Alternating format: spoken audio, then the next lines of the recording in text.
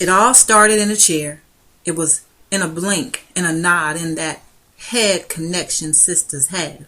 It was in that moment those of us who were black and American realized that we were not the same. The term African American to me implies that we are a people whose original home was Africa, i.e. we are recent immigrants from her hallowed shores. The implication therefore is this, that we are secondary U.S. citizens. In reality, we are descended from a people whose original home was Africa.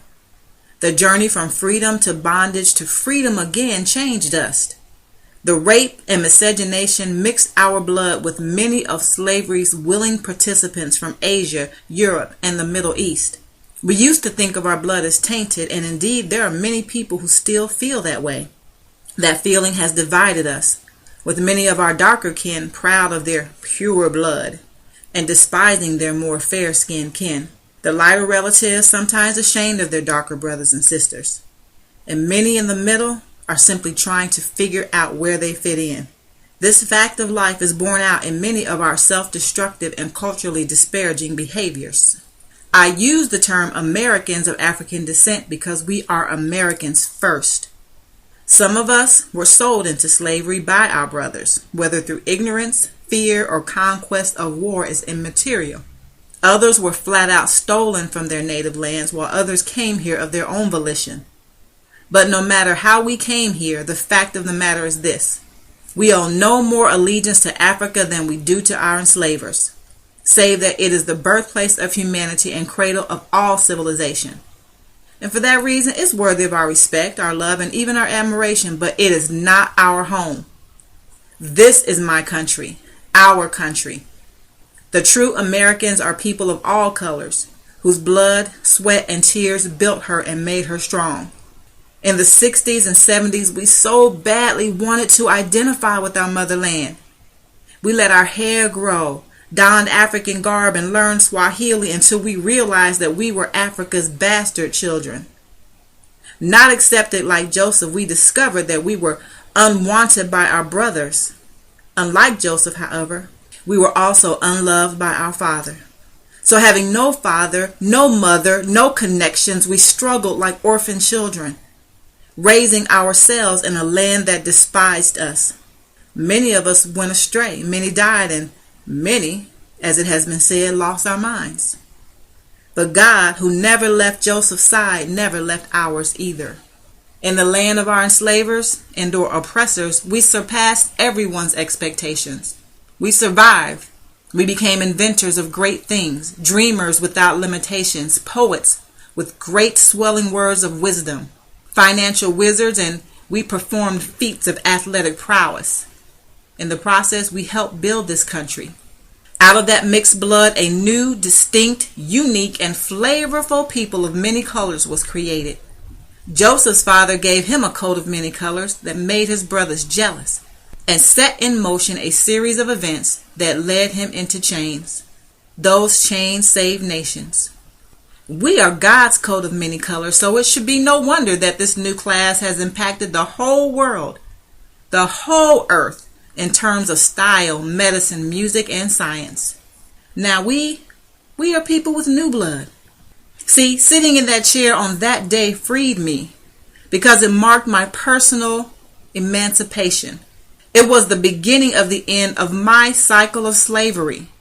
Born into freedom, I was enslaved by society's standard of beauty, which said that long, straight hair was beautiful and short, natural hair was not. Over the years, the experimentation with different chemical processes led me and many others like me to this chair. From pressed hair to chemically relaxed hair to hair pieces, weaves, extensions, I was trying to find myself, my place where I fit in. So I, like many others, went to the Africans to have my hair braided. I figured these are my sisters, right? They'll take care of me, right?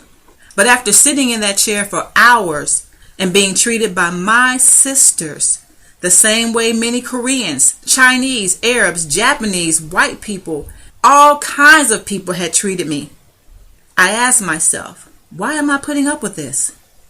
Late appointments, frequent stops to nurse the babies on their hips, leaving in the middle of doing my hair to pick up coworkers, eat lunch, take care of their personal business, all kinds of things and never once asking me how I felt, uncaring as to how their decision would impact my schedule. It was if to say, you need me and you better like the crappy way I'm treating you. Where have I experienced this before?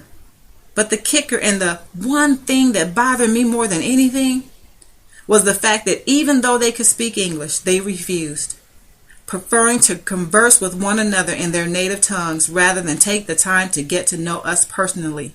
Oh, I've been there before too. And as they pulled our hair to the point of bleeding, we were forced to watch videos in their native language. And as we winced through the pain, we endured the humiliation as we suppose they laughed at us to our faces, and as we suppose called us names. Since we didn't know what they were saying, we could only assume this is what was going on. My sisters, whom I loved, were treating me this way. And I obviously wasn't alone in the way I felt, because when I looked up and into the eyes of my sisters, those black women of us who were American by birth, we spoke to one another with our eyes.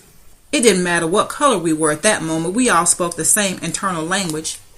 I don't think they like us. Why are we here? Why are we enduring this? Is there no place we can go? Does anyone care about us? And I feel you, sister.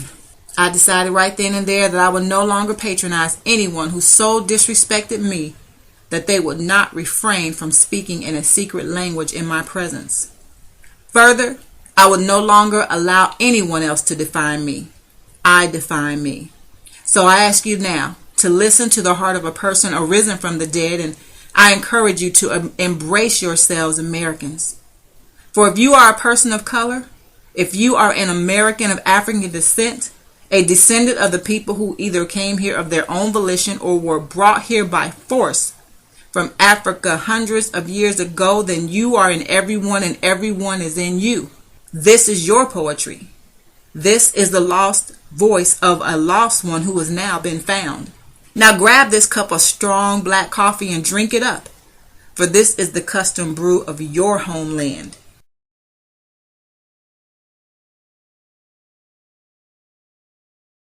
You've been listening to Coffee Break with Lena. If you enjoyed today's show, please email us at emperorpublishing@yahoo.com. Even if you didn't, email us your comments anyway on how we can make it better. Or if you prefer, leave your comments below. We promise that we really will read each and every one. For speaking engagements, contact emperorpublishing@yahoo.com. The excerpt you just heard is from Strong Black Coffee, Poetry and Prose to Enlighten, Encourage, and Entertain Americans of African Descent by Lena Arnold.